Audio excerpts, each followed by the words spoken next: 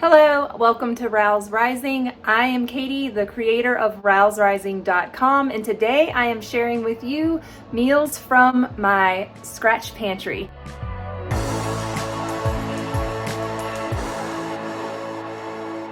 I'm sharing with you a bunch of recipes this week, what I made my family, delicious meals made from scratch. If you're into all of that, click the subscribe button. If you're not, then what are you doing here? That's what we do around here. We cook traditional foods from scratch all day long. That's right, because it takes time in the kitchen, and time is all we have, right? So today I am making for you some sweet sticky buns. We're also gonna make some pizza calzone thingies. I'm not sure what they are. We're making pizza crust, but they're turning into something else. And then we're going to be making some dinner, making some breakfast, all the things. I am doing the Three Rivers Challenge. That is a pantry challenge for the month of January and February. And what I am doing is trying to save as much money as I possibly can in the grocery store while using up what I have in my pantry that needs to be used up over the next 2 months. So I have foods in my freezer and foods in my pantry that are coming up on expiration or that I need to rotate through. Now is the time for me to check my inventory. It is winter time. I'm not outside working my rear end off in the garden. I am here inside the house because we have frigid, freezing cold temperatures. We have snow. We've got all the things.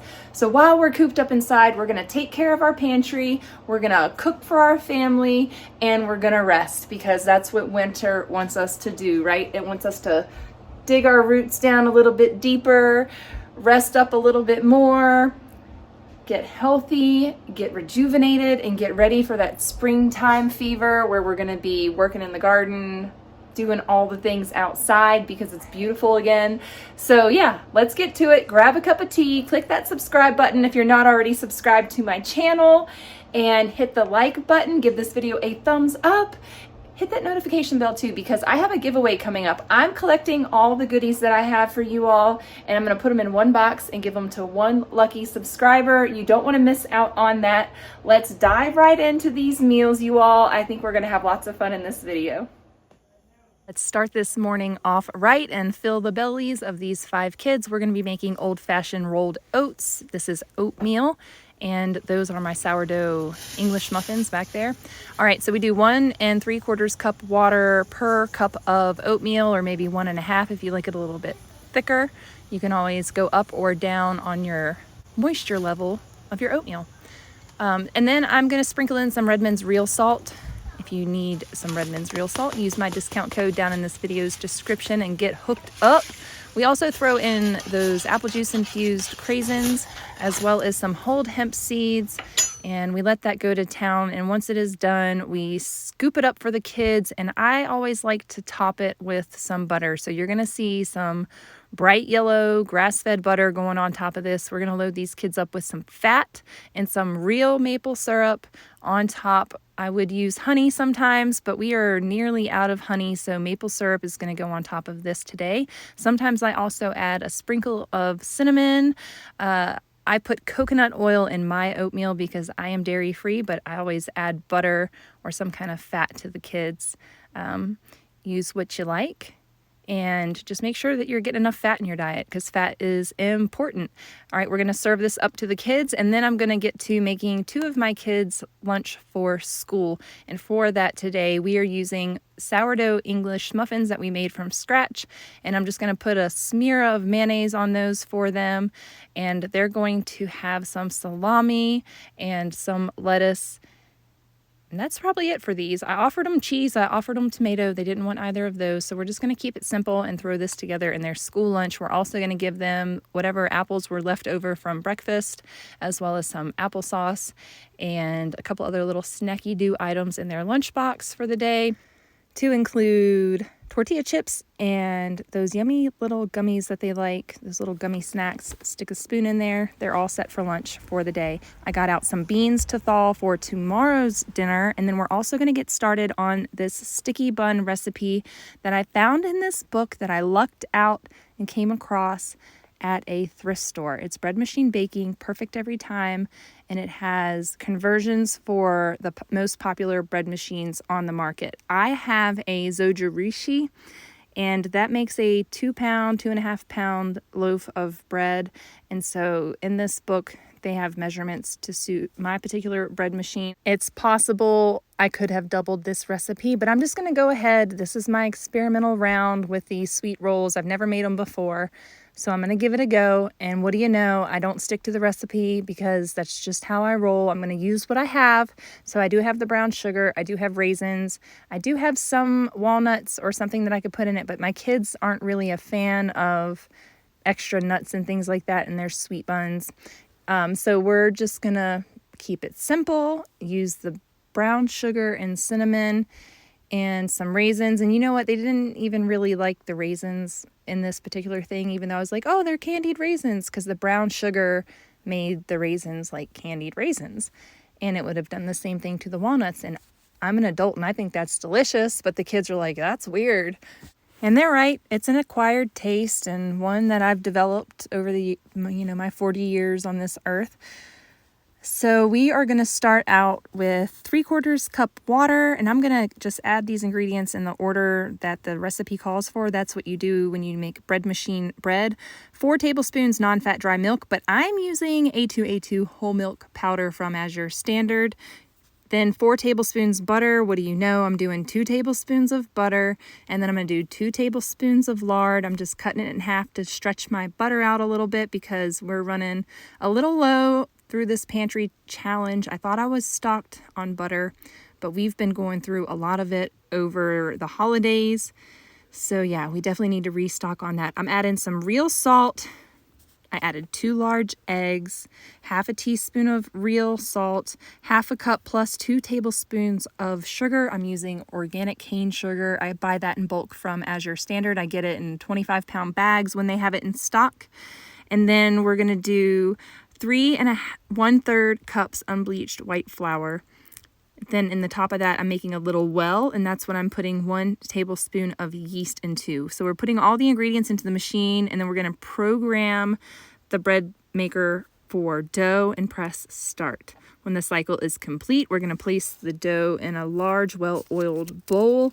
But I noticed that my dough needed a little bit more zhuzhing up, so to speak. So it needed a little bit of kneading, a little bit more flour. I don't know if it's supposed to be like this, if it's the lard that I used, or if it's the fresh milled flour that wasn't really compacted. You know, a lot of times our flour is packed down in the transportation process and we just like dig it out and level it off and dump it in a recipe. So I'm using a completely different flour. So I felt like it needed a little bit more flour to become more of a dough. But you guys, I'm inexperienced with baking this type of thing. I always share with you guys when I do bake these things on my channel, whether it's a success or a fail, I share it with you.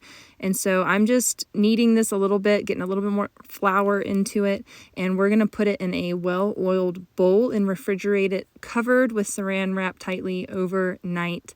Now, this didn't really rise as far as I could tell overnight, even though it does have a tablespoon of yeast in it. The next morning, it looked pretty much the same, but I think it's supposed to be that way. Then we're going to work with it, and it's going to rise on the countertop once we make the rolls.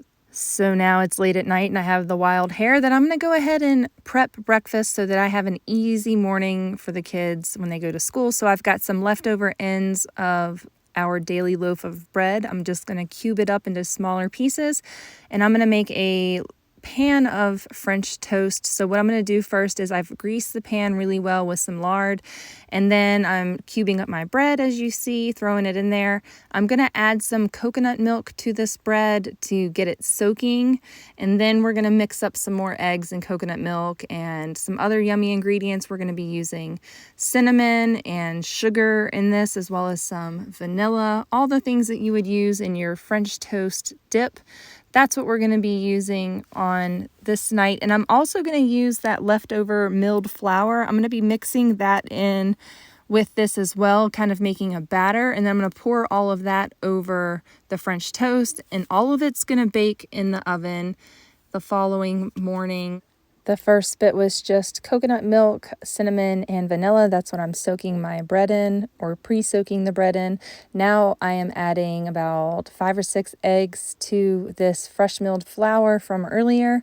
And we're going to add some more coconut milk to that, as well as some more cinnamon, some sugar. We're going to add some sugar to the mixture, a little bit of salt to the mixture, and we're just going to make like kind of a batter, and we're going to add this on to our bread. So that is going to make us a delicious French toast casserole. Ooh, I'm also adding some baking soda to the mix. That's just to give it a little bit of rise, a little bit of bubble. How does it go? Necessity is the creator of inventions, or something like that. So basically I had some ingredients and I needed to use them all up, and this is how I'm using them all up. Nothing goes to waste, not even the 2-day-old bread that nobody really wants to eat at this point. It is getting revamped into this French toast casserole, and the reason why I'm calling it a casserole is because it's in a casserole dish, and I'm making a batter to go over top of it so that it all bakes up into like a yummy breaded cake pudding mixture. It's going to be fabulous. We're going to cover this overnight, put it in the fridge, and then in the morning we are going to bake it at 375 degrees for about 30 to 40 minutes. Check it, make sure it's all done, baked through in the middle. And then I'm serving this up with a dollop of butter on top and a bunch of maple syrup. We're using real maple syrup. I buy it by the gallon from Azure Standard, and I refill my little container here, and it works out really well for us. And next up, we're going to move on to this is either going to be something that we're going to have this evening or maybe tomorrow morning for breakfast, but we're going to go ahead and make those sticky buns. And to make those, we're adding some brown sugar with some cinnamon in a bowl, and we're going to mix that up, and that's going to be the inside of our sticky buns. You can, if you want to, you can add nuts and raisins, but we've already talked about that to the inside of your sticky buns. We're not doing that. We are just going to roll this out, and I have this beautiful rolling pin that I'm going to share with you guys that was sent to me by a subscriber. Her name is Lisa Jerrier, and Lisa, thank you so much for this beautiful rolling pin. It goes towards a good cause, and it is made by Addicts in Recovery. So thank you so much for sharing this beautiful piece with me. I am sure to cherish it for all of my living days, and it will be an heirloom piece that I will hand down to one of my children. So thank you so much for that. I'm going to think of you and your kindness every single time I use it. So we're using it today to roll out this sticky bun. And, you know, in the book, the recipe that I shared with you, it has dimensions. It tells you exactly how to roll it out, but we're just winging it here because we've got to get this done. I've got to get ready for the day. I've got work to do. If you guys are new around here, I am a mom of 5 and I am a birth and postpartum doula. So I'm trying to get these sticky buns done, and that's why I've been working away in the kitchen with a bunch of meal prep, a bunch of make ahead things, because I've got work to do. The goal is to get these sticky buns done so that while I'm gone, Aaron has something quick and easy that he can just feed the kids. He's also got a variety of charcuterie in the refrigerator drawer. So, you know, and he's able to cook them whatever they want anyways. But I just wanted to have this meal project done and out of the way so that I could focus on work and what I needed to do that day outside of the home. We are rolling these up lengthwise, the long ways, and then we are going to cut them. If I had my floss or some kind of wire, some people use cinnamon floss, some people use mint floss, some people use unwaxed floss or string or whatever you have.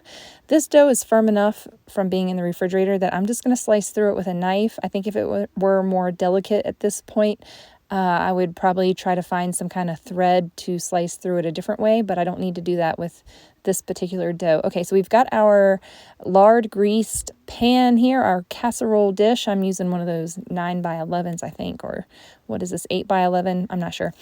We're putting brown sugar in it and raisins. Then we're going to place these sticky buns in there. These are going to bake just like that, and then we're going to flip them out onto a pan. But first, these have to rise double in size in a warm location. So we're going to cover them with saran wrap and set them on top of the gas cook stove where it is slightly warmer than the rest of the house because I made that French toast earlier. And so the oven is still a little bit warm. So we are going to let these double in size. And while they do that, I'm going to get everything cleaned up, and I am going to go and get myself ready for the day because I am still in my jamma jams. So Mama needs to get ready and get out the dough. So after these bake at 350 degrees for about 30 minutes or so, you're going to flip them upside down on a parchment lined pan, and I'm just using one of those cookie sheets, or you can use a jelly roll pan or whatever you have, and voila, sticky buns are ready, and you just pull them apart. They're kind of like monkey bread or something else delicious. Next up, I am getting stuff ready for dinner, and this is later on in the evening. So we're going to make some coconut rice. I'm going to start out with some washed sushi rice, and I do 1.5 cups of water per 1 cup of sushi rice. Typically, I use chicken broth or bone broth, but on this particular day, I said, you know what, I'm just going to go with water because I don't feel like, taking 2 more steps to grab that can back in the pantry. Really, I was exhausted on this day. So anyways, we just went with water, and I was also going to add some nutrition by adding this can of coconut milk. So I always do about at least 2 cups of rice. Since Aaron's not eating rice now, 2 cups will feed the kids and me and give us leftovers.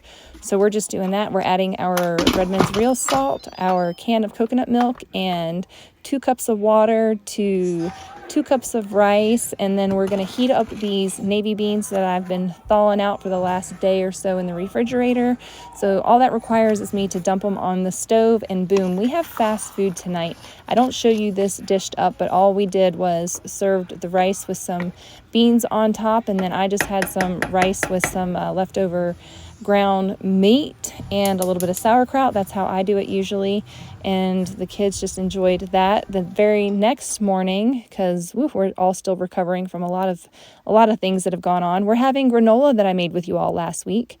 That's a delicious, easy breakfast on mornings when life is just crazy. So we also are going to mill some more wheat. This is the soft white wheat berries that we are using here.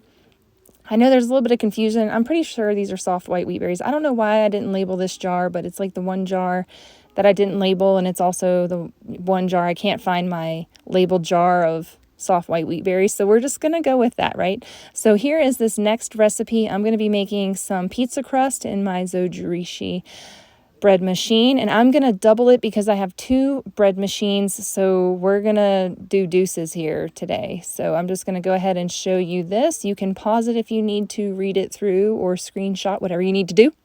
Go ahead and do that, and we're going to assemble this pizza dough.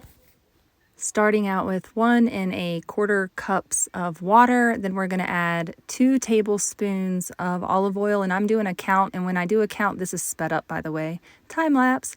When I do a count, I was going 1, 2, 3, and so my count to 3 is 1 tablespoon. So for my future reference, when I use that oil, I know that. So we're also going to add in a teaspoon of sugar, and then we're going to do 2 teaspoons of Redmond's real salt. And then the next thing we're going to do is add some flour. So this recipe calls for like half white, or actually 3 cups of white flour, unbleached white wheat flour. And then it calls for 3 tablespoons of whole wheat flour. So of course we're doing the 1/4 cups flour and cornmeal mixture. So you're supposed to be using a 1/4 cup of cornmeal in this flour mixture and 3 cups of unbleached white flour. So what I did was milled the corn and the wheat berries together in my mill. And so now all I'm doing is measuring out 3 1/4 cups of unbleached flour mixed with cornmeal for each one of my doughs, each one of my bread machines, right? And then we're going to put a tablespoon of yeast on top. That's all that there is to it. It's a really simple recipe. In this one, I am going to add herbs from my garden. I'll show you that here in a minute, but we're just going to put these in, and then we're going to start again. Just like we did with the sweet buns, we're going to do a dough cycle, and that does all of the work for us. I'm going to add these herbs around the side where there is moisture that I can see. That way those herbs can get kind of rehydrated so that they're not dry in the dough. But this dough is going to, sit for a couple hours so those herbs will soak up any moisture that they can. I always scrape down my bread machine when I remember. Okay, sometimes I don't, but that helps just to make sure all that the ingredients are incorporated together. Okay, back there you see my food processor, and it died on me on this day. And it didn't actually die, a plastic piece broke off on the inside, and now it won't hold the blade at all. So yeah, that's kind of a major problem. Here I am shredding up some mozzarella cheese for my kids, and yeah, this bombed motocross shoulder does not appreciate that. So I'm gonna have to figure out a food processor situation. If you all happen to have a food processor that you absolutely love, I believe mine is a Hamilton Beach, and I got it from a friend who bought it from a military BX over in England, but it has gotten me through the last 10 years, and I didn't even really use it that much. I've used it for like pate and to shred up cabbage for sauerkraut. But other than that, maybe making pie crust. Those are some of the things that I use my food processor for. Actually, the last thing I used it for was making pie crust. So yes, I need your recommendations for a food processor. All right, here we have our dough that is finished up in our bread machine. So we are going to dump it out onto a floured surface, and I lost my paddles. That happens every time. And then we are going to divide this in half with my bench scraper, rough shape it into a bowl, and then we are going to put it in a bowl that has been coated with some olive oil. Next, we are going to wrap it tightly with saran wrap and place it in the refrigerator for 2 to overnight, 2 hours. This makes the dough easier to work with, and it gives it a nice spring up in the oven. So you want to refrigerate it for 2 to 24 hours. All right, I'm also meal prepping on this day. I'm going to try to get as much protein cooked as I can and film as much as I can, although it's been hectic. So we're starting out with some frozen chicken breasts in the Instant Pot, topped with some onions. And then we're going to make some taco seasoning. The one ingredient I don't have is plain paprika for this taco seasoning, but you go in with equal parts onion powder, garlic powder, and what was the other one? Cumin. And then you throw in some salt and some Italian seasoning, and voila, boom, you have yourself some taco seasoning. So just go online. What I recommend is you just go online and you look up taco seasoning mixes and you use what you have, because I didn't have everything that I needed for this, but I'm using what I have, and I'm still going to season the chicken that's in the Instant Pot with these ingredients. So that shredded chicken is going to be for me and the kids. Aaron's not going to be eating it, so I can use some different spices and things in it. So that's what we're doing today. I do need paprika, so I'm actually going to look in my cabinet and I'm going to use a little bit of smoked paprika. I'm not a huge fan of smoky flavor in my taco stuff, but on this particular day, I'm like, why not just give it a little bit of smoked paprika? It's not going to hurt anything. So it didn't. It actually turned out just fine. I would have preferred to have the normal paprika, but alas, is what it is. And we make do with what we have. We make it make, as my friend says on her channel. And that's how we get it done around here. We then take our taco seasoning over here to our chicken. We sprinkle some olive oil on the chicken and onions and then throw our taco seasoning on top. I'm also going to add a little bit of water so that nothing burns. You want to make sure you have at least a quarter to half a cup of water in your Instant Pot. I put it on poultry for 10 minutes and then forgot about it. So it sat in there for about 2 hours. Then we're going to make up these pizzas. So this is the pizza dough from earlier that we mixed up in our Zoju Rishi bread machine, or whatever bread machine you have, or if you mix it by hand, that's totally fine too. I divvied them up and put them in containers and glass bowls, covered tightly with saran wrap, into the refrigerator. And they sat in there for about 2 hours, and then I grabbed them out because it's easier to work with the cold dough, so that's why you want to refrigerate it. It just kind of holds together a little bit better. And we're going to fill these with mozzarella cheese, and then this salami, this Italian salami that I buy from our restaurant supply store. It's really good stuff. Sometimes I get it from grocery outlet, but we buy it in the big bulk packs, and then we use it for everything from pizzas to sandwiches to charcuterie boards and all the good things. So I like to keep that in stock around the house for these purposes. So I'm just folding over the dough, making like a stromboli or a pizza pocket or a hot pocket, whatever you want to call these. And I'm just trying to show you guys, I'm going to show you a few more times with some different combinations on the inside, but it's just kind of hard to see from this angle exactly how I pressed the dough around the edges. But I'm just, making this oblong shape and filling it up with all the goodness.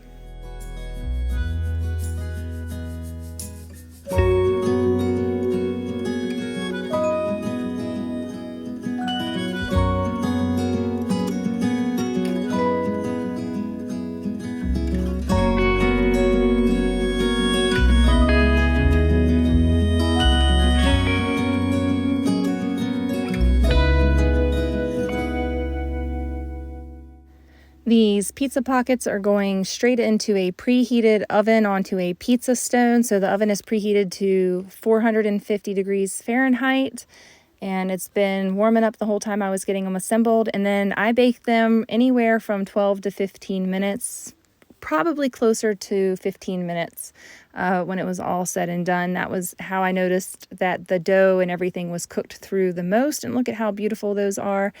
I am going to be using some homemade tomato sauce that we made from tomatoes we picked in our garden, and that is what the kids are going to be dipping it in.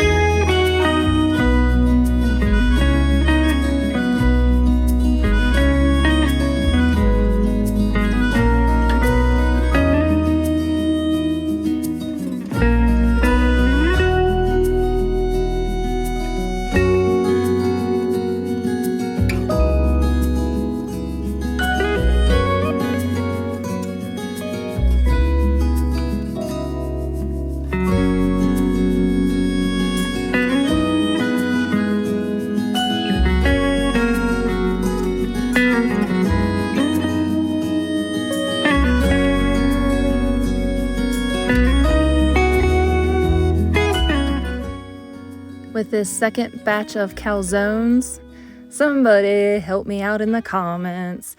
We are actually using goat cheese. So this is my preferred type of cheese to use for my pizzas. It is something that I can tolerate if you have a hard time tolerating dairy.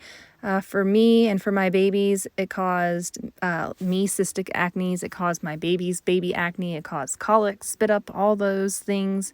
Misery for my baby. So I went dairy free, but I was always able to have goat dairy cheese. So that is what I have in moderation when I'm craving something like a pizza pocket. And then in this one, we're going to make more of a dessert one. So we're using a goat cheese with clover blossom honey mixed in with it. That's how I got it from the store. And we're also going to be topping it with some of our mango cranberry sauce that we made over the holidays. I have a bunch of jars of this. I took advantage of all those in-season cranberries and made this delicious cranberry preserve with it. And it is so, so yummy. So we're going to fold that up and make a little bit of a dessert for the children and we're all going to give this a try. I think that they're going to like it. A few of them do like goat cheese. The other ones, not so much, but that's okay. We're going to bake these as well, 350 degrees for about 15 minutes. And hopefully you can see how I'm crimping the sides of this.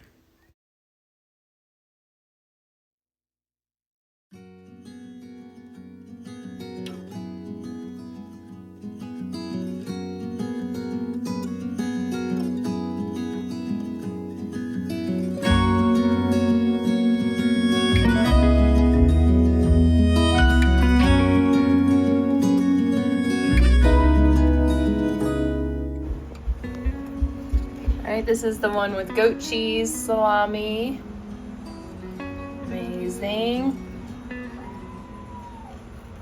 And we've got the cranberry goat cheese in the herbed bread.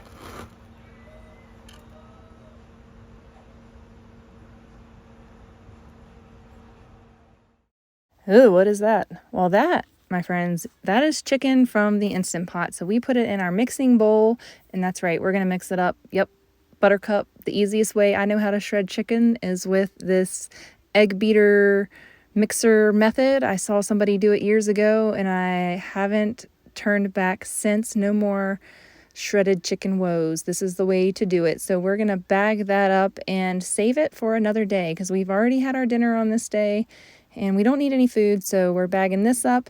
On this day, we also made some ground beef. Aaron and I both made separate ground beef. He made some for himself, but we'll talk about that in just a minute. I want to remind you, do not forget to label your freezer bags because I have learned one thing in this pantry challenge. Nobody likes to guess what's in that bag when it comes time to facing all the things we've stuffed in freezer bags over the year. That's right.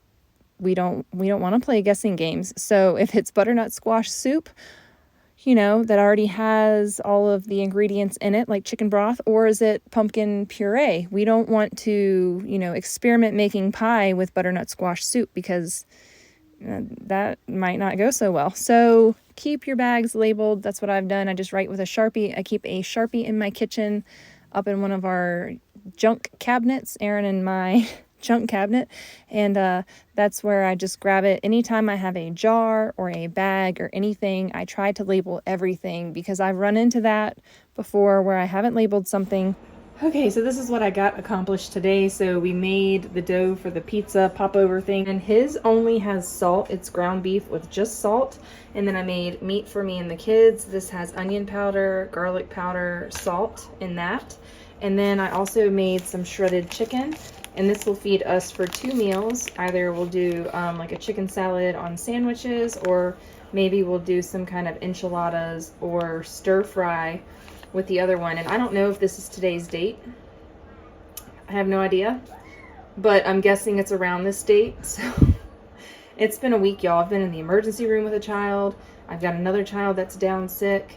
Aaron was in the emergency room. Yeah, it's been a week, so I don't know what day it is. I know it's Friday. What day was Friday? If I got the date right, everybody wins a car. And you get a car, and you get a car, and you get a car. Okay? So comment down below to make sure I don't forget to give you your car. Now that I have all these proteins prepped, all I have to do is add a vegetable side dish and some rice or some kind of grain on the side, maybe some mashed potatoes, some steamed vegetables, whatever. But having the protein done for the next couple days just helps make the meal prep process one step easier, a little bit less cooking on my end. Aaron and I are both on modified diets, so he is even on a more strict modified diet than I am. So he eats differently than me, and we both eat differently than our children. So when you see me cook a lot of meals, they're for the kids. That's to feed the family. And then Aaron and I oftentimes will have like meat and eggs and some berries and some fruit. Tonight I did have this fresh milled stromboli pizza pocket thing, whatever these, and I don't know what they are. Maybe if you know the name of them, write it down below in the comments. But I made pizza crust with the intention of making pizzas, and this is what they turned into. I usually make sourdough pizza dough, but I thought I would give a recipe out of this book a try. I thought I would share a few recipes out of this book with you all, and they turned out really great. So I will leave, if I can find a link for that book, I will leave it down below. I found this book in a thrift store, so yeah. But thanks so much for hanging out with me. I had a good time sharing these meals with you. I hope you got a little bit of inspiration, and I hope you have a wonderful day of the week whenever you watch this. Until next time, you guys, bye.